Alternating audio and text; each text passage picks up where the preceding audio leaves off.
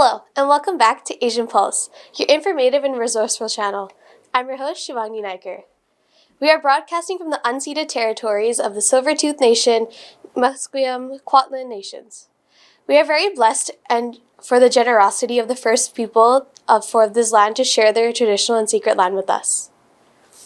Christmas is around the corner, so how are your Christmas trees and decorations coming along? Allow me to tell you some facts about the Christmas tree.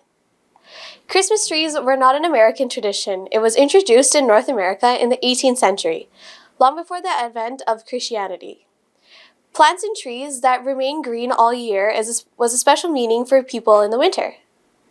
Just as people decorate their homes during the festive season with pine and fir trees, ancient peoples hung evergreen brought over the doors and windows. In many countries, it is believed that evergreen will keep any witches, ghosts, evil spirits, and illnesses away. In 1851, a New York woodsman named Mark Carr is crafted and opening his first U.S. Christmas tree lot. A 2019 survey by the American Christmas Tree Association predicted that 77% of U.S. households display a Christmas tree in their homes. Christmas is a time to be generous not only by giving presents to your loved ones, but also donating to charities, so please give generously. Happy Hanukkah to all the families and friends who celebrate Hanukkah. This is a nine-day celebration of lighting. Families celebrating the lighting of Hanukkah can light one candle per day. Like Hebrew is read from left to right. People will play games and eat certain foods such as fried potato pancakes. Let's take a short break and hear some words from our sponsors. I understand how important it is to have a place called home, and it's frustrating using your hard-earned money on rent. Vic Prasad can make you a homeowner. Get pre-approved services provided to first-time buyers and new immigrants. You can qualify for mortgage even if you have bad credit. Call Vic Prasad now on 604-306-6647. Vic Prasad is associated with Craft Mortgages Canada Incorporated. I understand how important it is to have a place called home, and it's frustrating using your hard-earned money on rent. Vic Prasad can make you a homeowner. Get pre-approved services provided to first-time buyers and new immigrants. You can qualify for mortgage even if you have bad credit. Call Vic Prasad now on 604-306-6647. Vic Prasad is associated with Craft Mortgages. Arvin's Curry and Cocktail, Indian cuisine. They do catering for all occasions and they do free delivery. Please call 604-515-1070. Address is 420 6th Street, New Westminster. Open 7 days a week from 11 a.m. to 9 p.m. For deliveries, call 604-515-1070 or arvinscurry.com. Bollywood Banquet Hall and Conference Center, located at Pile Business Center at 201-8166 128th Street in Surrey. No celebration is too small to accommodate you. They have newly renovated 2 halls to serve you, up to 1,000 guest capacity, top-notch chefs to delight you with delectable and heavenly cuisine. So just call Bollywood Banquet Hall at 604-598-2700 for your events. Thank you, sponsors. Would you like to highlight your business on our show that's been broadcasting for the past 25 years? Please let us know in the number and email in our credits. Happy holidays, happy Hanukkah, and welcome. And this is the second last show of this year. And we will be welcoming 2023 in a couple of weeks. And we have guests in our studios to talk about the year it was. Okay, we have to look back in the year it was. And especially first, the 2 things that made the headline was in healthcare. Not enough doctors and nurses on duty, and so many people. In the beginning, they were all COVID patients. Now it turned out all the kids are lining up or clogging the ER in the hospitals. That's one thing we're going to be talking about. The next thing we're going to be talking about the education. We have a new minister, and I think they signed their new contract with this government. So we're going to be talking about the teachers, and good thing teachers didn't go on strike. And what was the year like? So welcome, Dimple Saran. She is a registered nurse, and she has worked all her life, 25 years in the healthcare. And with her is Anyahana, who is a teacher and spent many, and she's a high school teacher and has spent all her life teaching. So both of them are 2 different and very important categories that we're going to be talking about today. Anyhow, let's start with the healthcare then. So we want to look at, I know that is very hard. I didn't prepare you what we're going to be talking about, but let's talk about you working in the system. How has it been? Recovering from the COVID, and we have never recovered completely from the COVID, and the doctors, nurses, and Yeah. everything. I'll tell you, healthcare workers are burnt out, and they continue to be burnt out. Short staffing continues, and with the government and collaborations, we are trying to look into ways and methods that we can help alleviate some of that in the system. However, we're far from it. If I look at today compared to last year, yes, we were in full-fledged outbreaks last year with COVID. This year we got to remember now it's flu season as well. So on top of COVID around, all the way from November to March, we implement flu season. Flu vaccines come out and people getting sick with respiratory illnesses other than COVID. And so the system is backlogged, yes. Respiratory illnesses affecting more of the younger sort of youth and children, some seniors, vulnerable seniors in care homes. So we're still seeing a surge in certain aspects of outbreaks.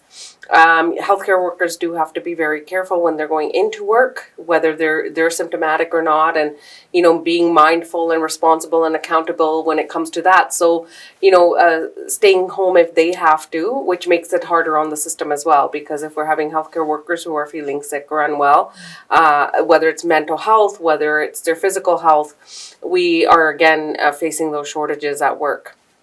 And to make up for it, there's a lot of turnover. There's a lot of turnover in the healthcare, more than I've ever seen in my 25 years of work, whether it's all the way from leadership to bedside. We have nurses and doctors changing, departments or floors or going in different fields, upgrading to do something else. Family doctors shortage, we all know. We've mentioned there's a million people without family doctor available, and it continues to grow as the population increases here. So to help alleviate some of those concerns, I know it's being looked into and there's measures being put in place. However, it's not enough. We've got a long way to go to recover from this. Yeah. And not only that, even we had the announcement that the new space will be opening up at Simon Fraser and Surrey campus, training doctors and all that. But doctors take 7 to 8 years before they are out. That's right. And if they are going to be after even, so we are looking at 7 or 8 years from now if anybody wants to go to med school. I've also heard that a lot of nurses that have gone into this profession are changing. 100%. Because they are going to another department where they work 9 to 5 and they don't have to work around the clock. And just working around the clock was one thing when COVID was there. The nurses pulled out themselves. They were sleeping in the hospital, doing coverage, whatever they had to. But you cannot work like that. You cannot. No, Crisis mode is over, but still the things continue. That's right. It eventually affects your mental health. Yeah. You need that break and time off work and time with family, and it affects a lot in your personal life as well when you're doing work long hours and don't have those breaks, and then being expected to work every day. At the end of the day, we're not robots. We are human. We need our time off. And so, if I look at myself, normally I would typically take 2 vacations with my family a year. And I haven't been able to do that in the last couple of years. It's been nonstop work every day. Whether you do a management position, whether you do bedside, bedside nurses are doing double shifts, coming to work every day, working 16 hours instead of their regular 8 to 12. And then management, outside of our 9 to 5 jobs, we're regularly on call and we're working from home, or in the office, staying longer hours just to keep up with what's happening. And the turnover, like I said, there's positions that are unfilled. So like you mentioned, Camilla, even if a doctor or a nurse has their, 4 to 7 years of education, what's going to happen in between that time? So I know we're considering like international immigrants who have that experience and background and aren't being put through the system fast enough in order for us to fulfill those sort of gaps. But then you got to also at the same time consider safety, clinical risks, and the education being up to par. And so it's a balance and a fine line between getting people signed up and having them ready to go. At the same time, you're considering the gaps from now 4 to 7 years. What's going to happen in that time being? Are we going to lose more healthcare workers and then creating more shortages, or what's the take on this? I don't know. So it's something that we have to really not only address fast, but we also have to be mindful of what does the future in healthcare look like right now. Yeah. And Annie, I was going to ask you, so what does the teaching or the education looks like now, because I know at least the contract was up, and I think teachers did not strike or anything, and it got signed for, I don't know, other 2 years or what have you. So how difficult is it? Is it the same kind of crisis that you are dealing with the nurses? The teachers are also trained teachers, and they are also looking at other positions and leaving teaching because they didn't know what they will have to deal with. I think very similar, right? It's the idea of there's definitely a lot of mental health issues, right? In Surrey, we have overcrowded schools, but more long term than that is recruitment and retention. So the reality is it's very expensive to live here, and you talk about the connection to healthcare, where people are working nonstop, right? So they're gonna be sicker, right? Long term situations, right, where people are getting older, like this is the truth in education as well. So we're looking for thousands of more teachers. Where to find them? That's a whole other issue, right? And we know the schools are trying to, get people in as quickly as possible. Compared to when I started, when you finish your practicums, like they're literally coming in the door. The district comes in your school and hires them on site. Like it's pretty incredible to see that. Where when I was hired, good luck getting a job, right? So they're trying to work on things that way. We signed the contract, and certainly going from 9th in the country, or basically one of the lowest pay, to now being on par with like Alberta and Ontario, that is a good thing. No one's complaining about that, because certainly that's going to help. But there was no discussion on working conditions. And so there were a lot of teachers that said, you can give me the money, but how does that handle the stresses of the classroom? The fact that classrooms are still too big, right? And we saw under COVID how small classes are so key to health, to safety, to everything. So unfortunately, I think the bargaining, we achieved some of what we wanted, but the fact that we can't talk about necessary issues we went to the Supreme Court over, right, is something that you will see us talk about starting now all the way to the next bargaining round, right? Because unfortunately, the working conditions are learning conditions, and those are not doing well, right? We're seeing violence in classrooms. There were the last number I heard, 91 attacks in the month of November, which is absolutely inexcusable, right? So our schools aren't as safe as they need to be. Teachers are definitely working, and there's a lot more responsibilities to achieve more, to do more. So all of those things were not addressed through the contract.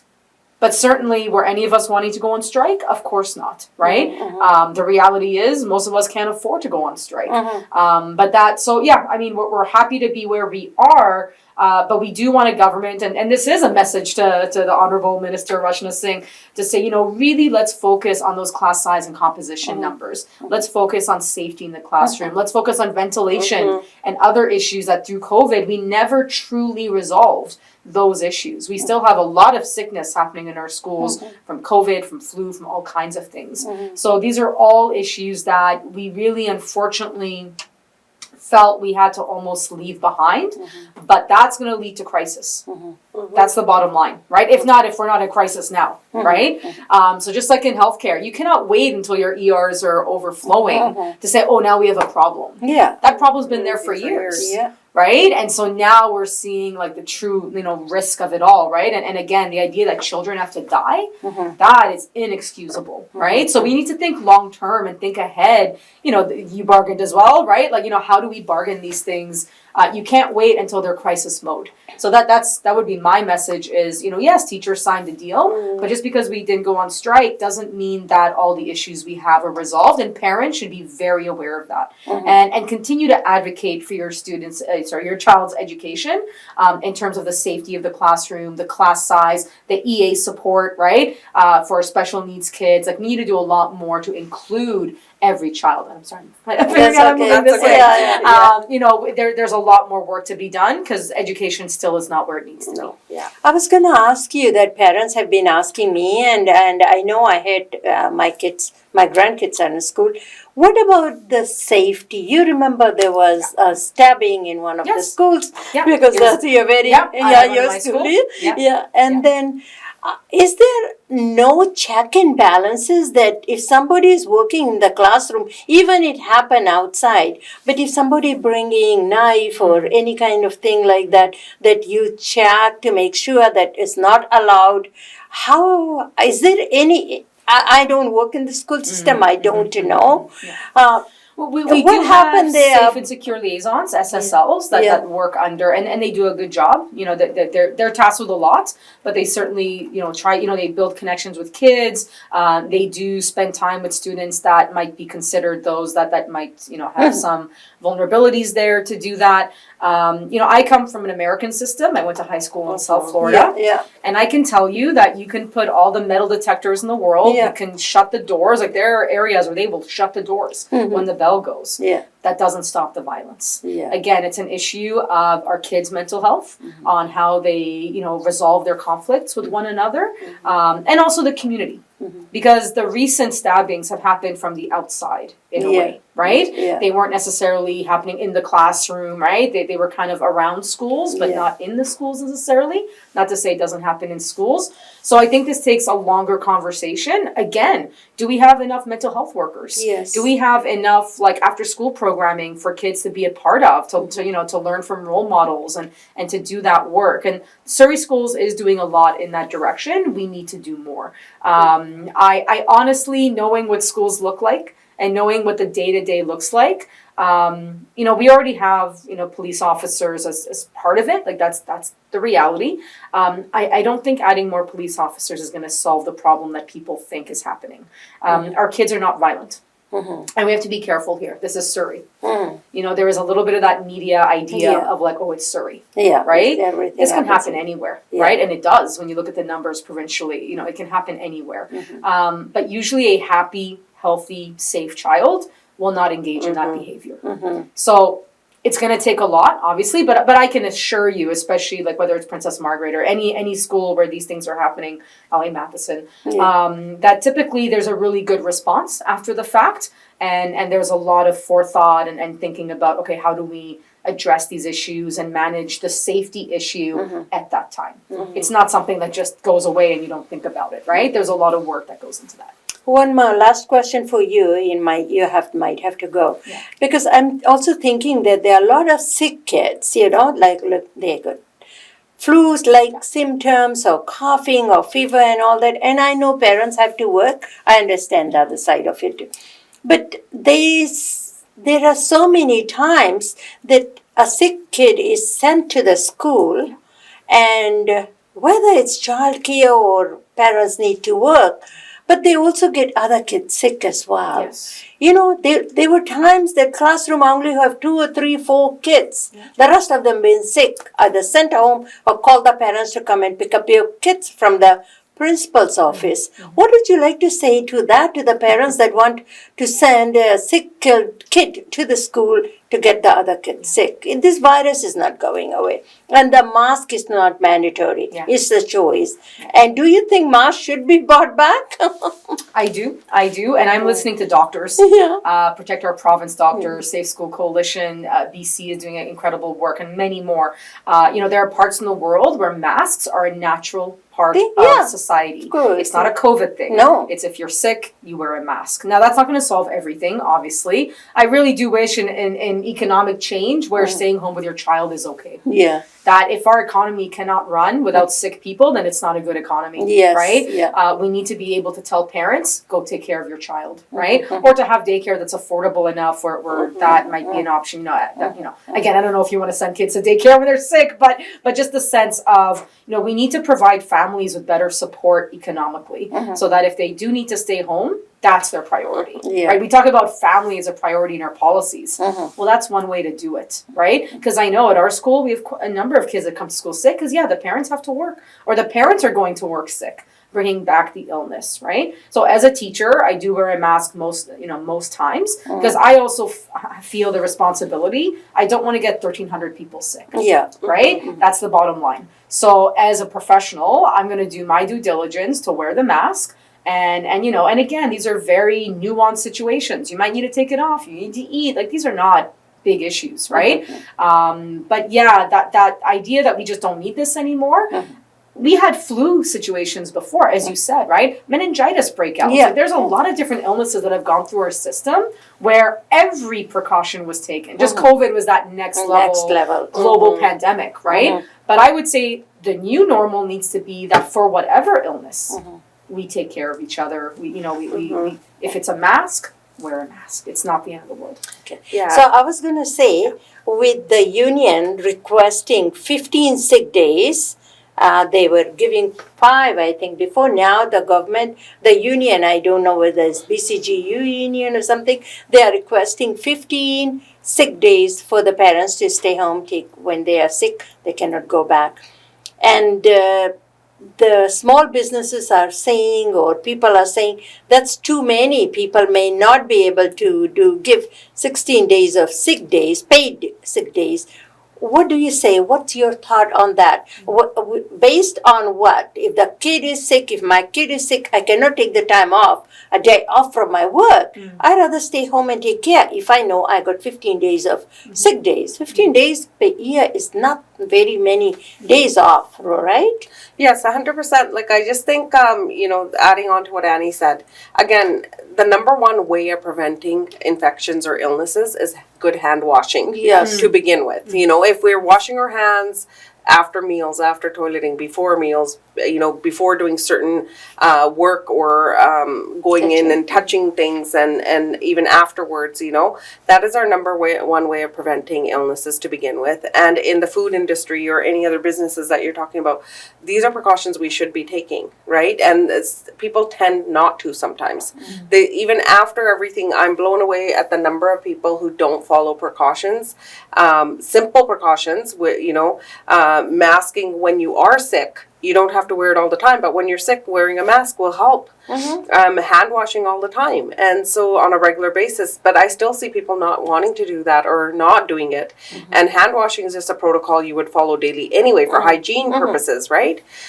So I think when it comes to having more sick days, what we do have to be careful of, and I think this is where businesses or just employers overall feel a little bit hesitant, is because they start to think that maybe certain employers may take advantage of that, right? Yes. And that is something we have to agree upon. Some people do take advantage of it, but it's a handful of people, right? The remainder would want to come to work because they have to afford their families. They have to, they may be passionate about where they work and what they do, like some of us. We're passionate about our work and we will go if we have to. But being off to take care and help your loved one is very important. It gives you a mental break. It gives your child that break to feel well again. It doesn't mean you're going to take all 15 days at one time. It could mean that you're going to just take a portion of it and then remainder remains the balance. And like you said, 15 sick days for the whole year is not a whole lot, to be honest. Yeah. Canada and America don't have the highest productivity in the world. Yeah, You because look at countries that have better sick day time and vacation time, they tend to be better producers. Yes. So if money's the bottom line for you, then look at countries that actually provide their workers with better benefits, and they actually are doing better because you have a healthier workforce, and they're going to work harder for you when they are at work rather than worrying about who's sick and trying to get to a doctor, right? All those things. Yeah. Anyways, we ran out of time. This is the last show, last show for this year. And thank you both for coming in and staying and do this thing. And I think it's very important, your input, because you both are professional, worked in this field. And I think a lot of people have a lot of respect for both of you. Thank you. This year, the toy drive is very low. Please make a donation to Christmas Bureau. Here's some upcoming events that you might be interested in. PIC's Mega Job Fair is taking place on Monday, February 8, 2023 at the Italian Culture Center, 3075 Scollin Street in Vancouver, near the Renfrew SkyTrain station. For more information, call Dundrel at 604-596-7722, Local 331. SAS Community Service Society provides a helpline for people who are in crisis or that need to talk to someone. They offer critical support and information resources for individuals and their families. Number is 604-900-9221. Everything is kept confidential. Law enforcement will be out in full force for anyone who drinks and drives. 70 people are still killed in BC alone from someone who is behind the wheels of being intoxicated. That's all for today. Thank you for sharing the part of your day with us as much as I did bringing it to you. If you have missed our show today, you can watch it again tomorrow at 8:30 and again at Sundays at 5:30 p.m. on Shaw Cable. All our shows are also uploaded on our YouTube channel called Asian Pulse TV. Before I leave you with these thoughts. Life itself is a privilege, but live life to the fullest. With that, have a wonderful weekend and have a Merry Christmas. I'm your host, Shivangni Naiker, signing off, and loves and wishes for our festive season. Merry Christmas to all our family at Asian from... Oh my God. Okay. Merry Christmas to all... Oh my God. Merry Christmas to all... To you all. Jesus. Merry Christmas to you all from our family at Asian Pulse TV. To you and your loved ones. Thank you for being a part of our show for such a long time, and thank you for your support for this year. We hope that you give the same support and same love in the new year coming. Please. Oh my God. Merry Christmas to you from our family at Asian Pulse TV. Thank you for being a part of our show this year and showing the amount of love that you have. We hope that you bring the same love and same support in the upcoming year. From our family to yours, next show will be our last show of 2022.